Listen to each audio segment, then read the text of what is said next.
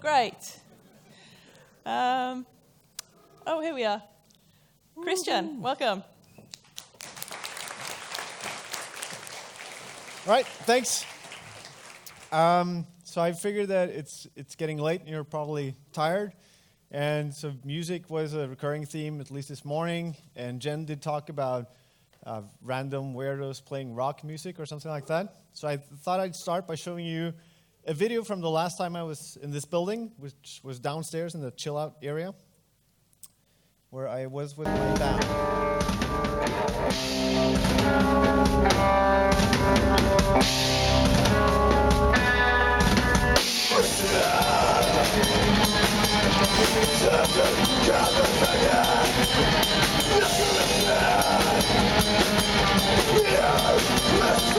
Okay, that's probably enough of that. I'll keep it down for today, but there's no. That would be very tiring for you, I think. Anyway, so I'm going to talk about immutability today. Functional programming has gained a lot of popularity in the JavaScript community over the last few years, and very recently, immutability has gained especially a lot of interest. So I'll try to explain to you what this is all about, how do you work with it from JavaScript, and what good can it do for us. So unless I mention my name, I work for a company called Kodemaker, which is a consultancy based here in Oslo. And I currently work at the NRK, which is the Norwegian broadcasting company. I'm going to start off with saying something that I'm not exactly sure is true, but I think it's true. So the popularity of immutability in JavaScript, I think, comes from the Clojure community. So Clojure is a Lisp that runs on a JVM, and one of its most attractive features is a rich set of immutable data types. And David Nolan, who was here last year, wrote a compiler that compiles Clojure to JavaScript called ClojureScript. And then he coupled that with React in order to create user interfaces in the browser using Clojure and its immutable data types and the React UI framework. And this is kind of sped further into the React community, and it's popping up new libraries in pure JavaScript and so on. So I think this is where this is all coming from. One of the interesting things that David achieved was that he built a library called Ohm, which is a wrapper around React in ClojureScript, which actually outperforms React, which is quite interesting. And I hope that by the end of this talk, I'll be able to explain to you how he did that. So let's start by, let's have a definition of immutability. First, we have mutability. So if you have a mutable piece of data, it means that you have some data that may change over time. So you create an object, and then you set a property on it. The object changed. The original version of that object is gone forever unless you took measures to keep a record of it. So immutability is the opposite of that. It's a piece of data that once you've created it, you can never ever change it again. This might seem strange at first, but allow me to show you a couple of examples that should be rather familiar. Here I have two numbers. If I add them together, I get a new number. If we were to look at this through the lens of some objects, perhaps in Java or whatever, let's say I have a big int, and then I add another big int to it, and then my question is, what is a now? And I'm not sure. It could be still 2, or it perhaps could be updated to 5. You wouldn't know. It depends on whether or not big ints are mutable or not in Java. And you never have these kinds of questions with numbers. Adding 2 to 3 does not make 2 now represent the number 5. But that is what mutability does. Another example that you're familiar with, I'm sure, are strings. So here I have a simple string. Then I call a method on it called toUpperCase, which gives me that same string in all uppercase letters. And what happened to the original string? It's still the same string, right? And this is true for any function that you could imagine calling on a string. And the reason is that numbers and strings are immutable values in JavaScript. And you probably all take this for granted, whether or not you've thought about it explicitly before. But strings are already immutable. So what happens with arrays, for instance? If I were to expect the same kind of behavior that we got from strings, I would now expect v2 to be a new array containing the number that I pushed in. But that's not the case, is it? It's going to have the nonsensical value 1. And that is the new length of the array, which I don't know what I am supposed to do with. And then the original array has been changed. It's been destructively changed forever to contain that new number. And if you wanted to take a look at the original version, you had to make sure you took a copy before you pushed something onto it. So let's imagine that we had immutable arrays, arrays that can never change after you've created them. So we could do the same thing. We create a new array, and then you push. And because the array can never change, it has to return a new version. It has to return the changed version. So now we have the new array, and then we also have the old array. And I can decide for myself whether or not I need to keep the old one around. If I don't, I can just overwrite the array reference. But the object can never change. We could do the same with objects or maps, as they're usually called. It's getting clipped. It's not very important. If I have an immutable map, then I cannot simply overwrite the properties by dotting it into them. You have to use a set function, for instance. And that set function will return a new object that contains all the properties of the old object, except that it will override the age to be 33. And now I have two objects representing the same piece of data at two different points in time. And like I said, if I didn't want to keep the old one around, I can just overwrite the reference like I'm doing here. So you call set, and you just assign a new object to the old reference. And now you only have one object. So mutable data basically couple time with state. So you have one reference to your data, and it may change over time. So accessing a property now and a little bit later might not give you the same answer. With immutable data, you always get the same answer back. It also forces us to take a more conscious approach to when things change and how they change. Right, so that's basically what immutability is. Now I'm going to show you some examples of how to work with it from JavaScript, and for this reason I wrote this game last year. It's a Minesweeper game, and I've implemented it in a few different versions. I'll show you the link to GitHub later so you can take a look at all the code. I'll just show you some snippets now. But I'll try to show you how this immutable data model feels like to work with. So, unfortunately, JavaScript doesn't have any built-in immutable data types other than strings and numbers. So we're going to have to use a library in order to do this. And there are at least 2 libraries out there, probably more. The first one is Mori, which is written by David Nolan again, who also wrote Ohm and ClojureScript. And the one that I'm going to show you is called Immutable.js, which comes from the Facebook people. And the reason I chose to show you this one is simply because its APIs are more easily familiar to the JavaScript APIs. So Mori implements the ClojureScript APIs, which will be familiar if you've worked with Clojure. So anyway, I'll show you 2 functions from this game. The first one is called createGame. You pass in some options, and then this function basically defines the data model of the whole Minesweeper game. And it's an object that has a few properties. How many rows does the game have? How many calls does the game have? Let's do this right. And then it has a bunch of tiles. And cleverly, I'll not show you how that function works. I'll just explain what it does. So the tiles is a list of objects where each object represents one tile in the game. And the tile simply has information about whether or not the tile contains a mine and whether or not it has been revealed by the user. That's it.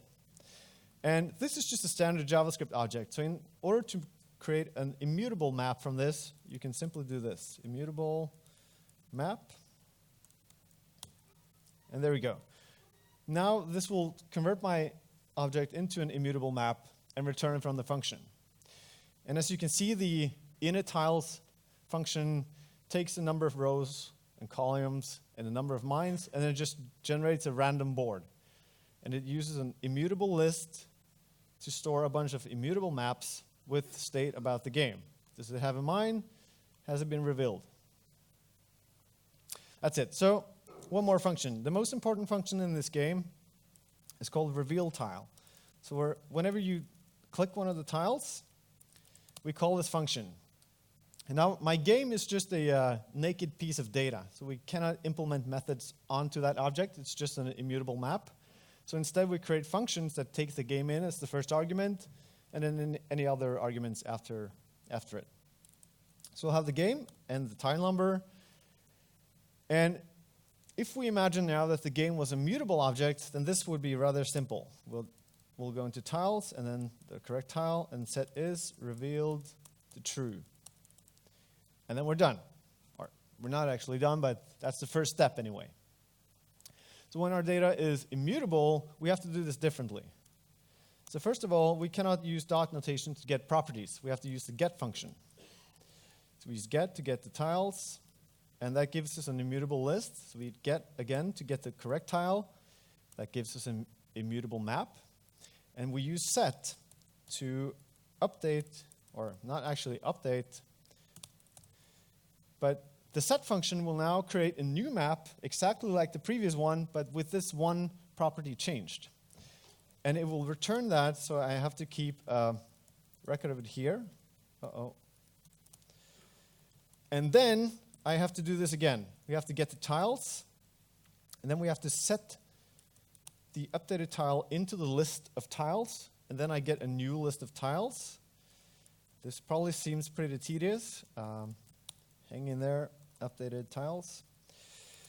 And then we have to set the tiles list on the game. This will produce a new game, which we can return. So this is a whole lot more work than the initial mutable version. So this is why we use, or this is one of the things that a library is good for, because it has convenience methods to do this for us. So Immutable.js can do this very simply by saying game set in, which takes basically a path, tile, is revealed, and then true. And there's one thing that we need to keep in mind when we do this. So set in is designed to place a piece of data deeply inside some kind of nested structure. So it does not care much about nulls. So if any of these are nulls, it's just going to create empty objects and put stuff in there anyway. And this means that the user will be allowed to reveal tiles that don't exist. So that's not really all that good. So we'll put an if here first. We'll try to get the tile first. And then we can use getIn, which allows us to also reach into a data structure. So basically, if this returns nothing, then we just return the existing game. So reveal tile will always return a new game object, or possibly the same one. So this is just to give you a little bit of a feel of Immutable.js's API. Mori is similar to this. It just uses other names for the functions. And in the actual game that you can download and take a look at later, there's more things happening. Because after you reveal the tile, you want to check that if it contained a mine, then the user actually loses the game.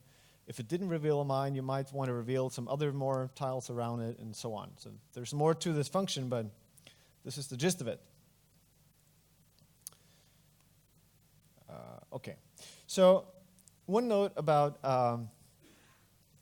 this. So whenever you set properties on an immutable object like this, it will be slower than just mutating an existing object, because in at least the concept of it, you have to copy an entire object.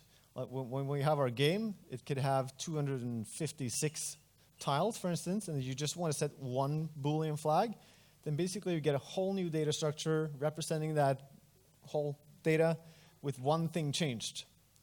Now, because none of these values can ever change over time, these two pieces of data can actually share all the things that aren't different.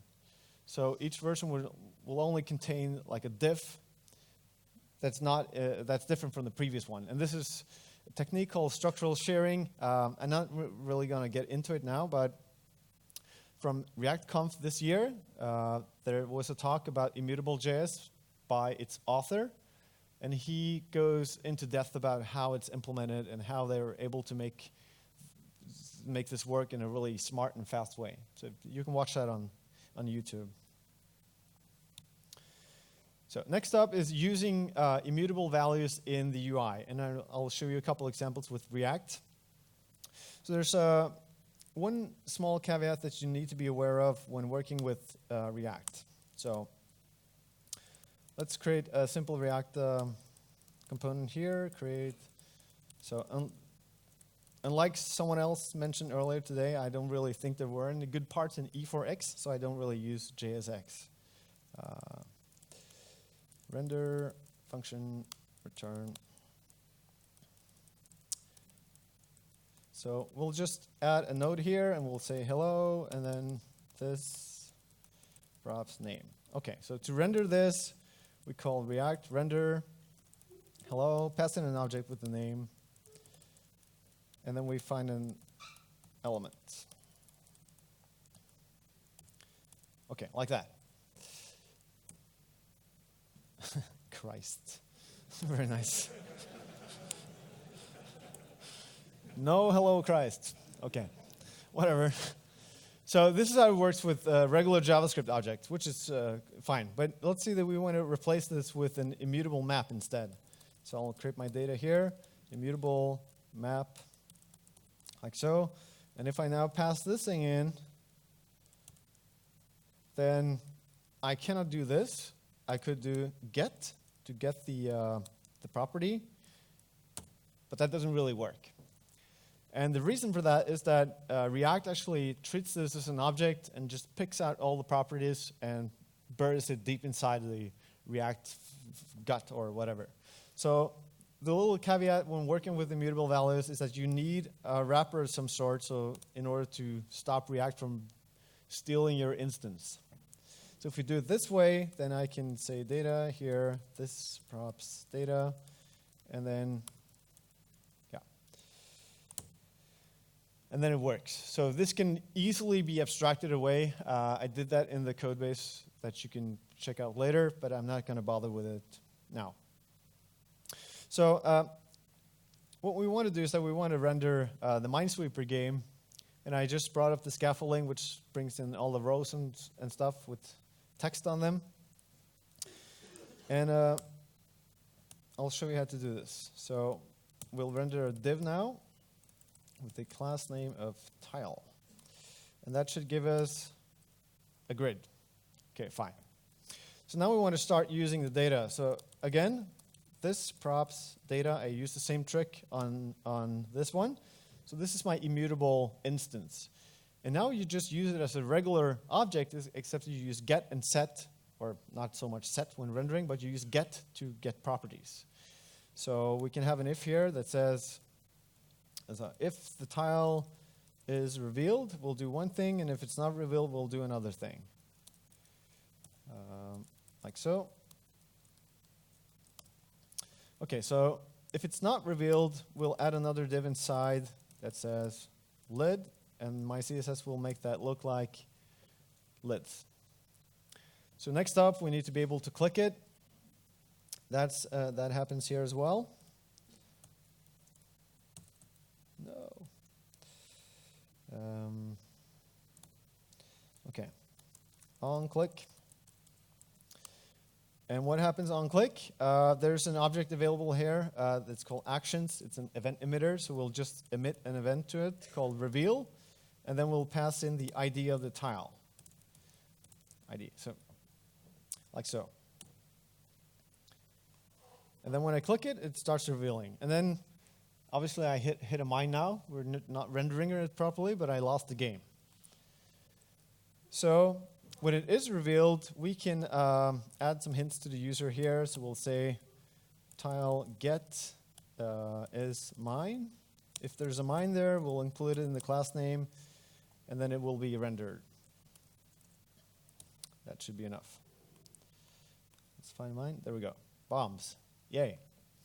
And then the last thing we want is just to print out the number of nearby mines. So we'll say tile get threat count, which is one of the things that are added by the reveal tile function that I showed you earlier. So actually, we'll only show that if it's greater than 0. Otherwise, we'll just show a blank square. Okay. Yeah, there we go. So this is like the basic game. Now, what I did here, so whenever we're clicking a tile here, we are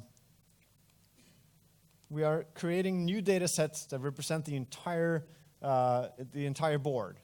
And the way React works is that it takes your data into your components, and it asks your components to all render to a virtual DOM, which is just an in-memory object graph. And then it compares that virtual DOM to the previous version and figures out what changed, and it makes those changes to the DOM. This is basically how React is able to be fast, because it minimizes the changes it applies to the DOM. But we can make it even faster by not having to create a virtual DOM either.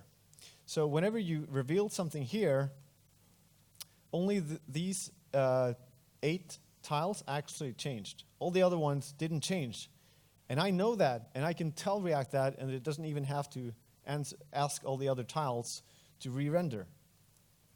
And the way we do this, and this is what David Nolan did with Ohm, it's literally this simple. So there's a function called should_component_update,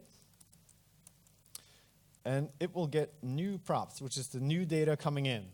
So if the new data is not equal to the existing data, then we need to update. So what will happen now is React will call this function. If the data is the same, it's not going to ask the component to render to the virtual DOM. So literally, these 3 lines stops React from asking pretty much all of these tiles to update from each time. And this is the core of the optimization that David Nolan used to be order to beat React by using React. Because in Ohm, all the data is immutable. Now, I built, like I said, several versions of this game. And the first one was with mutable objects. So, and then I wrote like a small benchmarking loop that basically loaded the game and clicked on all the tiles that did not have a mine in them, and I measured the time. And I did this a few times and got an average. Not very scientific, but just enough to give me a feeling of the performance. And with the mutable objects, it took about 871 milliseconds to render playing the entire game. With the immutable objects, it was about 3 times slower. And this comes from the fact that writing and accessing properties are slower than simply reading out properties from an object. However, adding that should_component_update got this down to 750 milliseconds on average. So that is faster. Took 86% of the time that the original version did.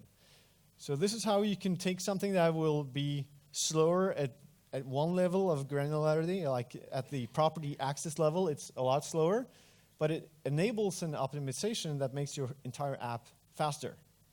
And this is also why we shouldn't trust micro benchmarks so much. But this is the gist of what David Nolan did to make Ohm as fast as it did. Right. So I want to show you one more feature which becomes really trivial to do when you have immutable data types. So I said that mutable data types, they couple time and state, and immutable data does not. So anything that deals with history or previous versions or whatever is really simple to do with immutable types. So I want to add an undo button to my game. So here's the game. It currently only renders the board, and then I've created the scaffolding for an undo button. And it's just going to be button and then undo. Then we're going to need a click listener on the button. And we'll grab the actions event emitter again and emit the undo event. So that's all there is to that button, and we'll add it here, undo button, and it should show up in our interface. Let's see. Yay, there's a button. So there's one more piece of the equation here. It should be in here. Let's see. Oh no. I'm sorry about that. Here we go. So this is where the game starts. We start by creating the event emitter that is the actions, and then we create the game, which has 16 columns, 16 rows, and 48 lines. And then here's the event handler that handles the reveal. Like every time we click, it checks if the game is over, reveals the tile, and then renders the game over again.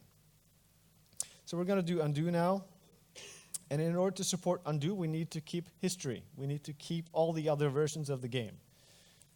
So I'll create the game history, which is an immutable list, like so.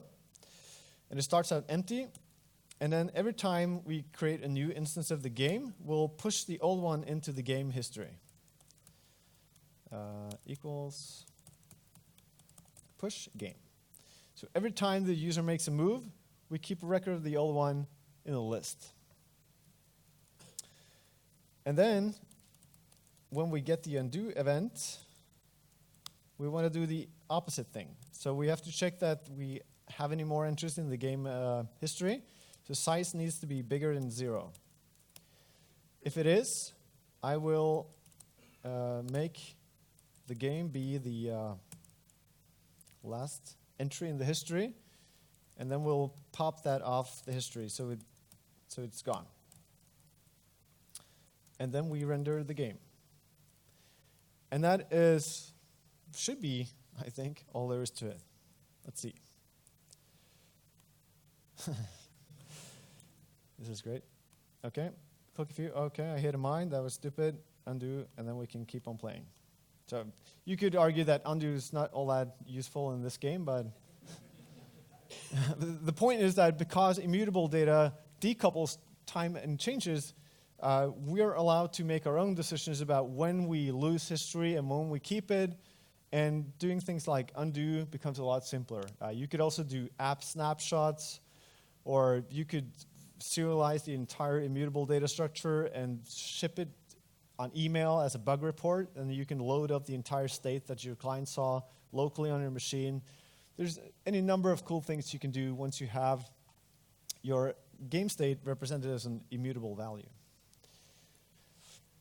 So here are some links. I'm sure the Web Rebels people will put up links to the slides later, so you can go in there and check out these. The first one is the GitHub repo that contains the entire code base for the app. And then there's 2 articles that I wrote recently, which covers most of the stuff from this talk in some more detail. And that was basically it for now. So.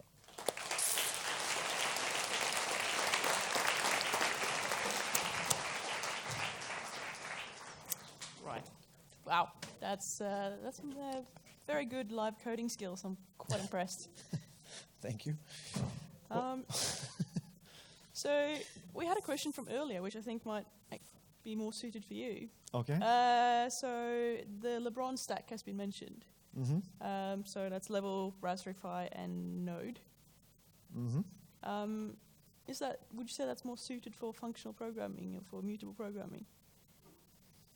Is that neither or. Either or? I don't think that you can use immutable data types with any kind of stack that you're using. I don't think that, yes, they would be suitable, but I don't think that any of those choices impact your choice in data types. Like you could use immutable JS or Mori in that stack or outside it. It doesn't really affect your choice in data types, I think. We have a question from someone in the audience. He's And probably smarter than you me. could probably pick who asked this question. What is that awesome looking editor you were using? I've never heard that question before. Yeah. It's called Emacs, for those of you who don't know. Yes, it's very nice. I wonder who else likes Emacs. There's not actually a lot of questions coming in on the Twitter stream. I think people might be hanging out for dinner. Is there anything that you think that would be your next steps with this? Like, where do you see sort of immutable JavaScript going? I think we're going to see a lot more of it. I know that. So the people around the React team are using it more and more.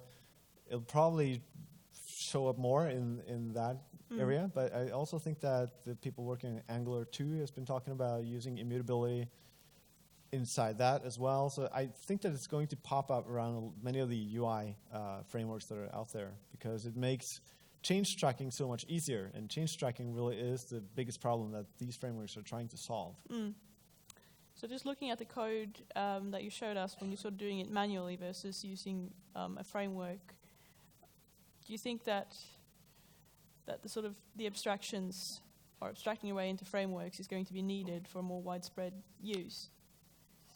Yeah, but it's not really a huge framework. It's just a library for the data type. So hopefully this will gain enough popularity that we'll get some native immutable types in JavaScript. That would and be then good. These libraries won't be necessary anymore. Yeah. Yeah, but for now, this is what we have to work with. Yeah, and you were saying that as well. You're doing things, and you showed us the sort of the benchmarks that it goes slower, but then it lets you do some optimizations that makes it go faster. And you had like a little bit of a side sweep at micro benchmarks. Do you want to expand on that a little bit? I'm not sure I want. Not really. Yeah, but I think it's important to consider your app as a whole and like benchmark actual use cases inside your app, and not make so many decisions based on micro benchmarks that aren't relevant for your application. But I also like to say that there are cases where you might not want to use immutable types, where if you have like small pieces of code where performance is really critical, inside a function, you might want to mutate inside a function, but you can take immutable types in and return them out, but you could work with them in immutable fashion in between. Yeah. When you really need performance. So yeah. So you've also written a book. I did. A TDD book. Yep. A few people in the audience have apparently read this book and found it really useful. Okay, thank you. That's Which nice. is, It's which is available good. in Japanese as well. It's available in Japanese. Excellent. So And the cover has a photo of a like neon green racing car. I did not have anything to do with that, but well, it's in so. Japanese and has a green racing car on the cover, so you should all Yeah. read that. I think we're actually going to transition to the dinner and party. Yep. Thank you, Christian. Thanks for having me.